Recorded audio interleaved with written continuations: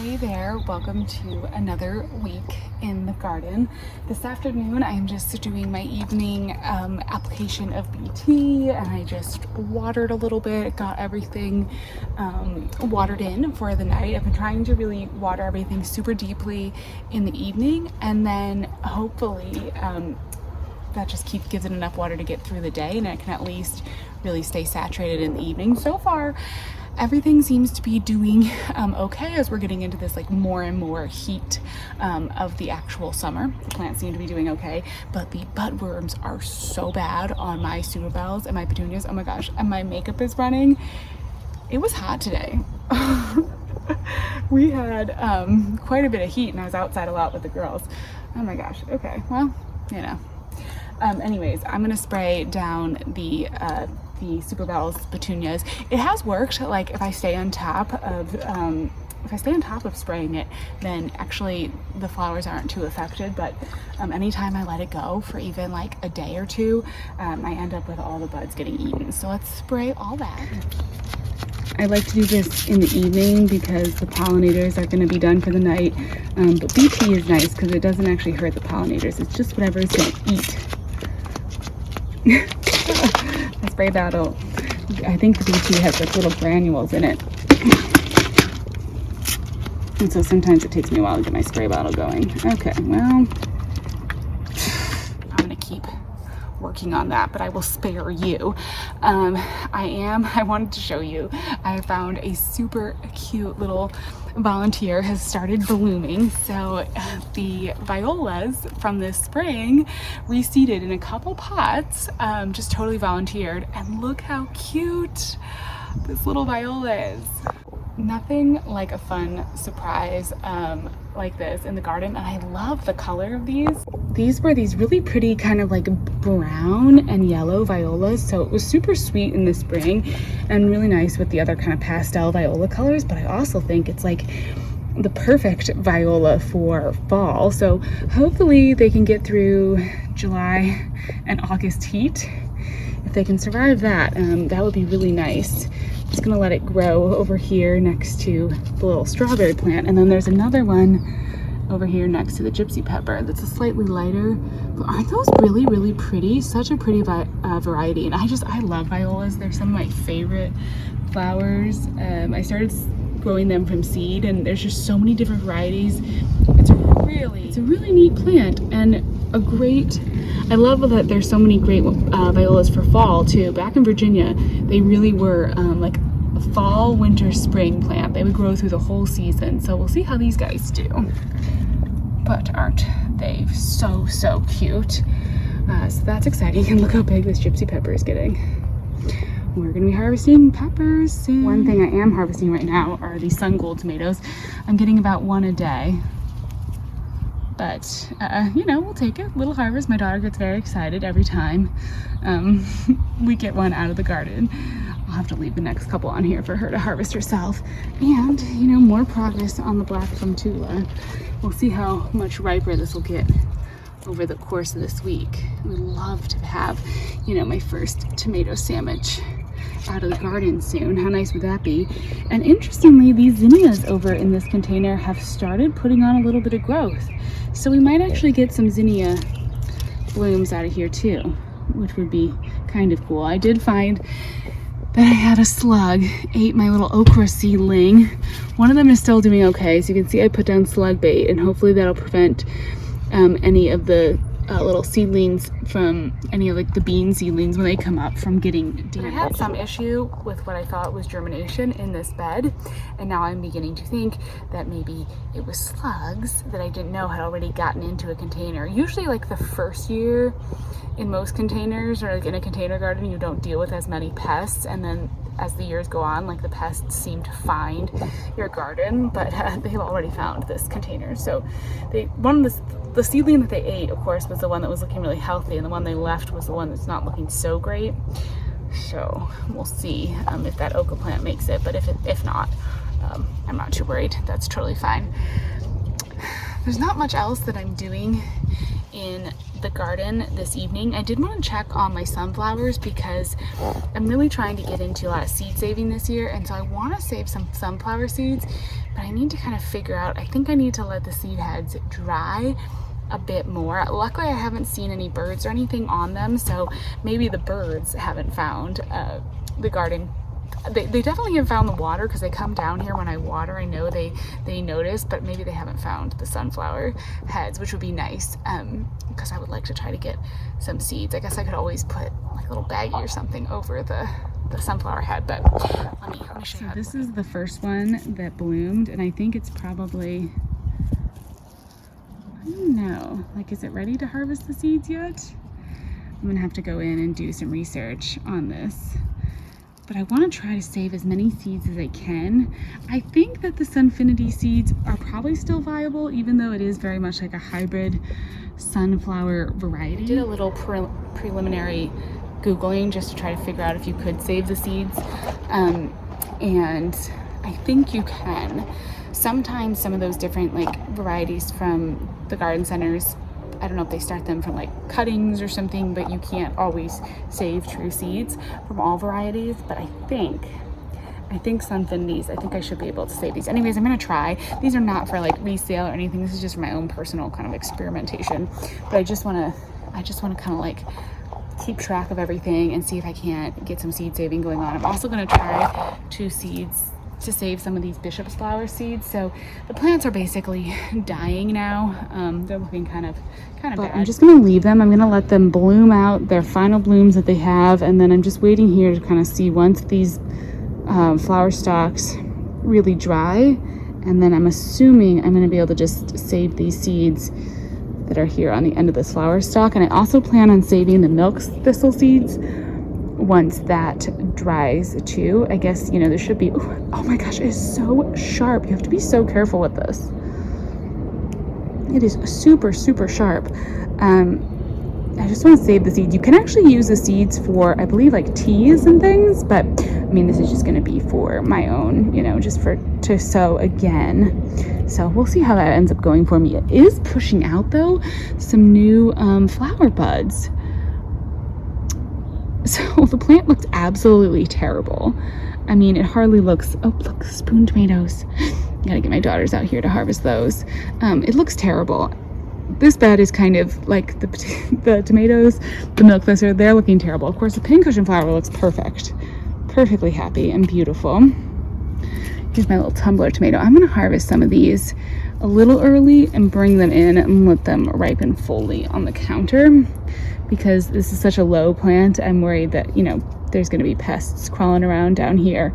You know, if there's more slugs, obviously something got to this one tomato. So this is the tumbler tomato, and it wants to just tumble around, which it's doing beautifully. But I'm just going to try to harvest the fruit a little early, because I would like to be the one that enjoys it, and I do not feel like feeding the slugs anymore.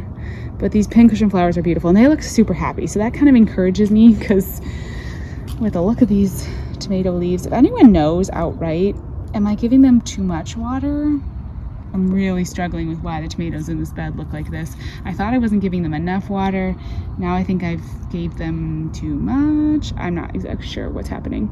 But anyways, they are producing tomatoes. They say that like a stressed tomato plant tends to like give you more tomatoes, or, you know, like better tomatoes, because they put all their energy into getting the next generation of tomatoes out there. So the tomatoes in this trough are definitely stressed.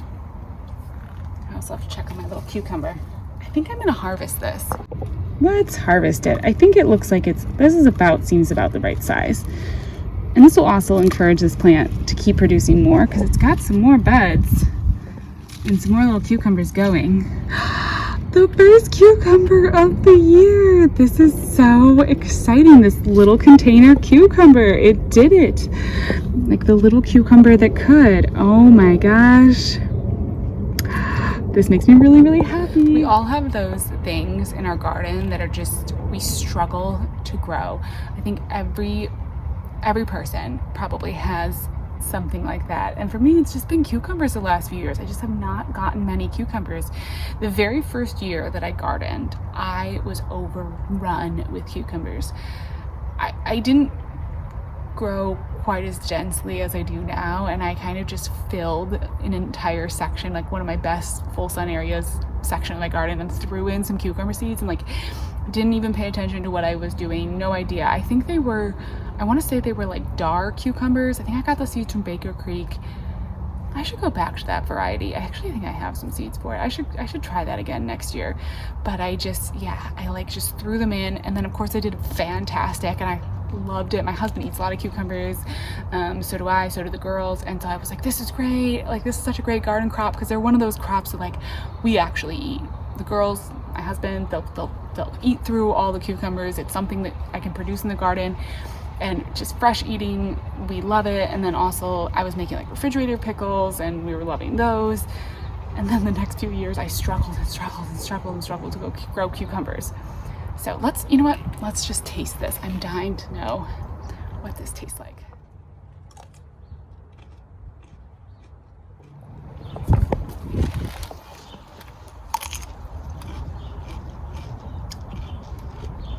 It's a good cucumber. Why does food taste so much better straight out of the garden? It just tastes so much better. Wow. I mean, I know that, ooh, the wind. I thought we were gonna have a slightly less windy night. That's why I tried to come out here to film. I know it's too windy, let me go. It is wild how much better almost everything tastes like fresh out of the garden.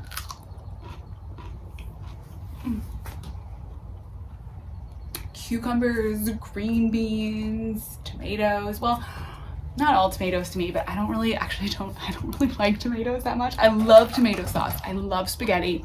I love tomato sauce. I love making my own tomato sauce with tomatoes from the garden. I don't personally like to fresh eat them as much, although my girls will eat so many tomatoes. But yeah, everything just tastes so much better when you eat it out of the garden. The only thing that I think I've grown that tasted significantly worse when I grew it myself was celery. The celery that I've grown has been awful, and maybe it might be the variety. You know, like sometimes some of the heirloom varieties are not, they haven't been developed in the same way that like some of those just like hybrids that you find in the grocery store, and so they're not as soft and, you know, juicy or whatever that is. The celery I grew was terrible, but other than that, everything just tastes so much better. And it's organic. I love it. So good. Okay, that was really fun. As I said, I think I'm not doing too much in the garden this evening. I don't have a lot of projects lined up right now. I think next month I'm gonna sort of start kicking into some more containers that will take me through to fall and into that kind of like fall container garden season, which I always love. I love to do some fall containers. So right now is kind of like this lull. It's also kind of the peak of the garden season, so it's a fun time. Oops. Now I have to go wash it. It's a fun time in the garden. I'm super excited. I am planning next week. It's 4th of July, and I'm gonna take the week off. I'm not gonna be posting probably next week.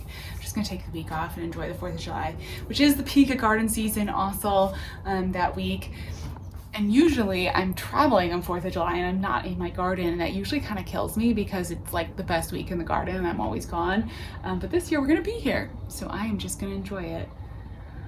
All right, well, I am gonna head in now, but I will talk to you again tomorrow. Good morning, welcome to the garden. We've actually had a couple gray days here, which has been kind of nice because it's just like a little bit of a break from the heat, but I wanted to show you a few new seedlings and another surprise plant that showed up in the garden. Everything is looking really nice out here. Still doing pretty well. The sunflowers are looking great, and the peas are coming up down here in the little trough. So let me show you. So look at this. It only took, oh my gosh, maybe less than a week, and we've got little peas starting to grow in here. I've got the slug bait down, so hopefully. So it only took less than a week, But look at all the little peas that we've got coming up here, and the slug bait is down. So hopefully all of these pea plants are going to do well. They look pretty healthy so far. I'm really interested to see how they do in this little bed. But yeah, so far coming up, and they're just going to start growing right up this trellis. And it's just so nice with peas because they grow so fast. So it's going to be really fun to see like how long it takes them to start coming up this trellis. But I think it's going to be no time at all. And even in a couple days, look at the tomato. Our first big tomato is really ripening. Got some color on this other one, and I'm pretty soon going to be able to start trellising even more of the tomato plants up onto the arch trellis, which is going to be, you know, the ultimate plan for them is just to have them all over the arch trellis. Speaking of peas and beans, I moved my hyacinth bean over here so that it can hopefully start training it up this little, just where I've got this little birdhouse here. I thought that'd be kind of cute to have the hyacinth bean growing in that area, but the sunflowers, like everything now is just taking off. These are the mammoth sunflowers, and look how big. This particular area, I think it's a lot of afternoon sun, and you can kind of see the difference in size between the other sunflowers that I've got growing. Those are particularly large and happy because they just get the most sun. But we got even more zinnias have been popping up in here.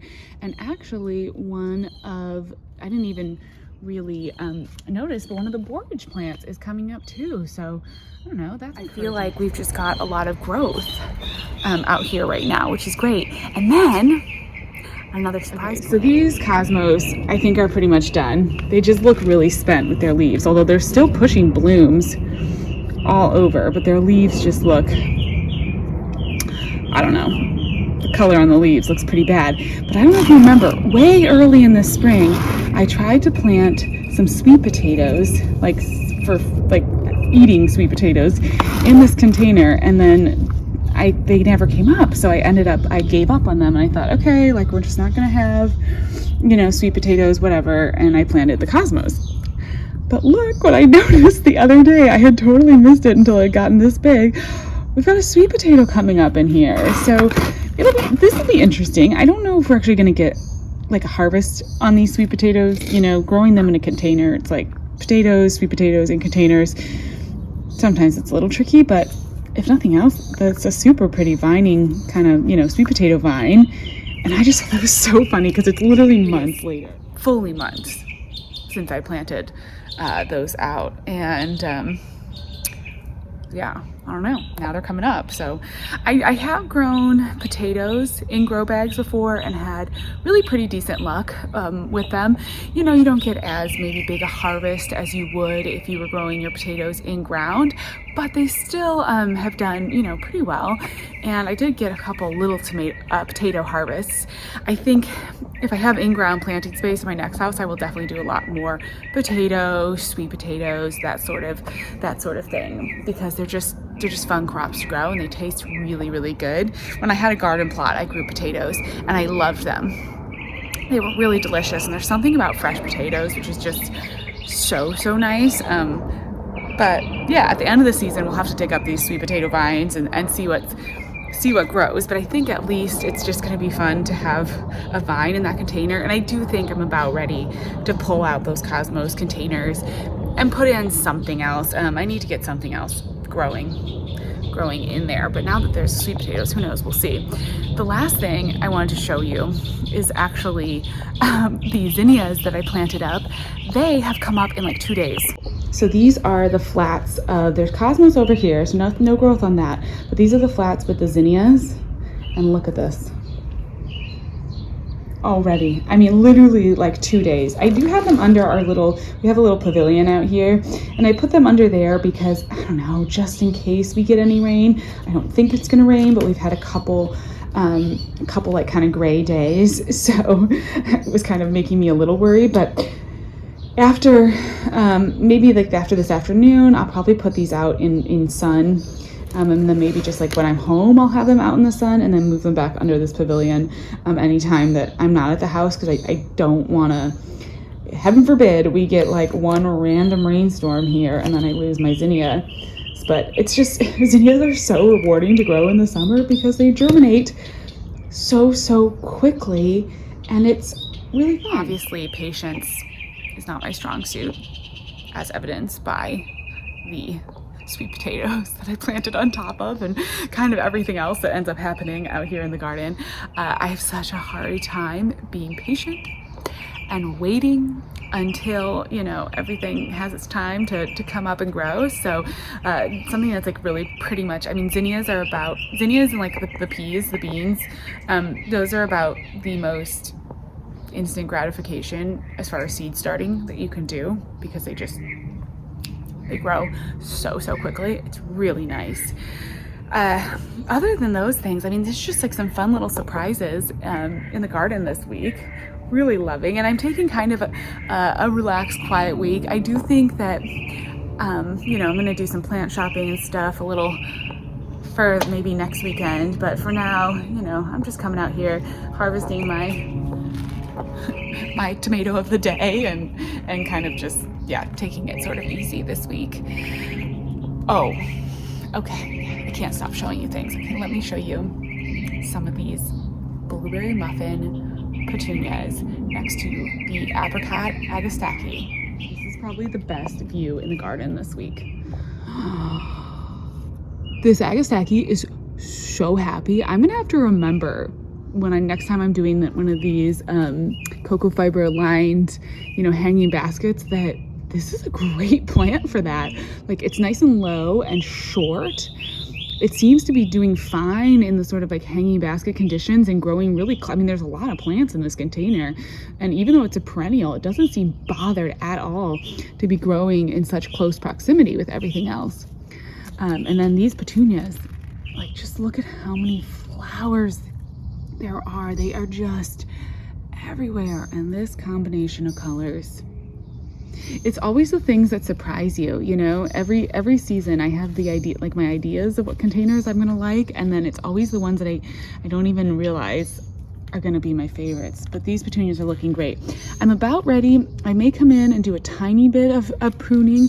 I did go ahead and prune these black ones over here. I did go ahead and give these black petunias a little trim. They were starting to get kind of leggy, so I just took off. So I just pinched off the ends of some of the long leggy branches to hopefully try to encourage them to get a little bit bulkier. You know, this is, like you can see here, this one was just getting a little leggy. So I pinched that back. And this is the time of year when some of the petunias and the like the super bells can start to get a little leggy. These are about due for a trim over here, and I need to spray them again. The budworms, I'm trying so hard to stay on top of spraying them, but the budworms are just getting to all of my flowers. But they're starting to, you know, spill down, and at some point here I'm going to need to give this plant like just a little shaping prune to make sure that it doesn't just start, you know, getting stringy and then like losing all of the height and growth in the center.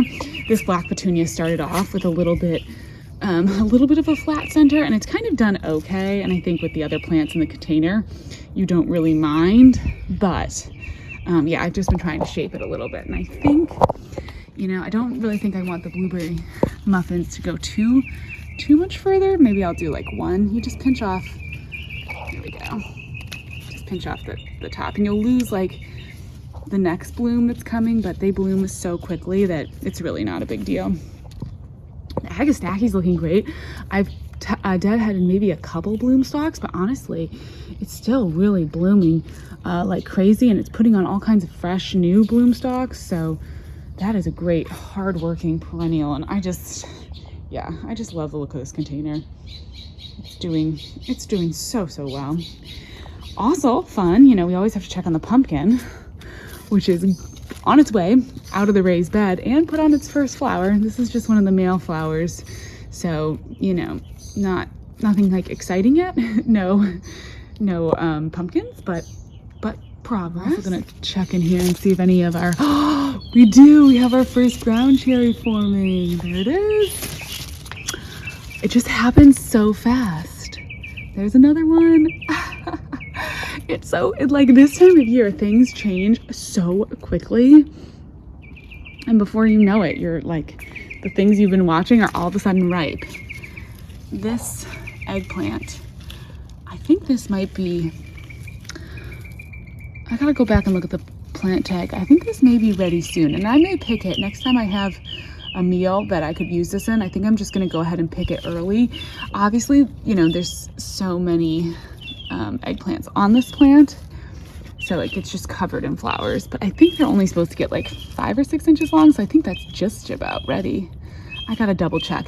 That's the hardest thing when you have a new variety, is trying to remember what you were supposed to, you know, like when you were supposed to harvest things. Like with cucumbers and eggplants and everything, I'm always find myself like looking up the plant and trying to see like, oh, am I supposed to harvest it yet? You know, with peppers or tomatoes, it's easy because you just wait till they turn whatever color. But yeah, like trying to get the size right with the other ones can sometimes be hard to remember it.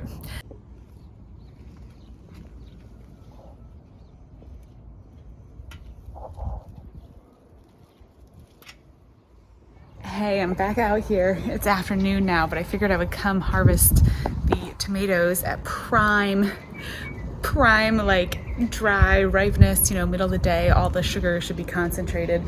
I think I might end up watering within the next hour or two. Usually I try to wait till it's really evening to water, but some of the containers tend to get a little dry, especially like the big Mystic Spire salvia that I have. It tends to start looking dry in the middle of the day, but it's the perfect time to come out and harvest tomatoes, you know, if you've got some tomatoes growing. And I think I'm gonna grab a little bit of basil for dinner, just to have, we're gonna make some pasta tonight, and so, you know, put a little basil on top. Recently, the girls have been really liking basil, so I'm trying to encourage that. I'm trying to also make sure you can see it's flowering. It's so hard to stay on top of the basil and keep it from flowering this time of year. Just that amount, I think, is going to be perfect. I really need to find some recipes to use my chives. I'm finding I'm not using the chives a whole lot this year, but I'm going to harvest a few and maybe throw them. They might be good, like on some pasta, you know, a little kind of onioning taste, just to start using them a little bit because they're so beautiful. And you know, it feels like a shame not to start putting them in some recipes. Herbs are just so wonderful fresh out of the garden, like the best thing you can grow. Even if you're not really that into gardening, like a couple pots of herbs, it's perfect for a container garden. They're perfect container plants. My mom and I were actually just talking about this, like having herbs in a container, even if you have a big garden, because she has like some garden beds that are further out from her house, but even just having the herbs in the containers, then they're right on the patio, and it's just, she's like, you're just so much more likely to use it if you've got the good proximity and you can just like walk out. So, you know, a few pots of herbs, or like even just one of these, you know, beds, and just fill it with some herbs. Perfect for right, you know, right next to the door, right next to the kitchen. Absolutely love it. So this is my little harvest for now, and I'm probably going to wrap up this week a little bit early. I'm trying to get ready for the holiday week, and as I said, I'm not going to be posting videos next week. Just going to take the 4th of July week off, but I'll go put this in some tomato sauce, just the Rouse tomato sauce from the can, or, you know, jar, but you can just add some of your own basil. And then it's at least a little bit from the garden, right? For me, I'll take it. Some nights I cook a whole big dinner and, you know, I'll do like meat and put in eggplants in with my ground beef or something, or sausage, but today all it's gonna be is a little bit of basil in the tomato sauce, but that's all right. Oh, garden is just looking so beautiful right now. I'm just so happy with it. It's doing so well, and I can't, if I feel like if I don't post for a week, it's gonna be wild how much this garden grows, but I'll keep you posted. Have a wonderful holiday week. Thanks so much for watching. Bye.